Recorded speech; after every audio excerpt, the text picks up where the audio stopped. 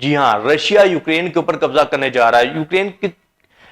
کا اگر دیکھیں جسٹ 6 لاکھ مربع کلومیٹر کا یہ رقبہ ہے یوکرین کا، چھوٹا سا ملک ہے، اور رشیا تو ویسے ہی اس کو کھا جائے گا، اور اب اس نے اعلان بھی کر دیا آفیشلی کہ ہم جو ہے وہ یوکرین کے اوپر قبضہ کرنے جا رہے ہیں، لہٰذا ہمارے بیچ میں اگر کوئی بھی کنٹری آتی ہے، وہ نیٹو ہو گیا، امریکہ ہو گیا، برطانیہ ہو گیا، فرانس ہو گیا، جرمنی ہو گیا، کوئی بھی کنٹری ہمارے بیچ میں آتی ہے تو پھر اس کو بھی ٹارگٹ بنایا جائے گا۔ اور روس جو ہے وہ اس وقت پاگل ہو چکا ہے، اور ان سبھی کنٹریز کے اوپر وہ اٹیک کرنے کی دھمکیاں دے رہا ہے، اور دوسری جانب برطانیہ، امریکہ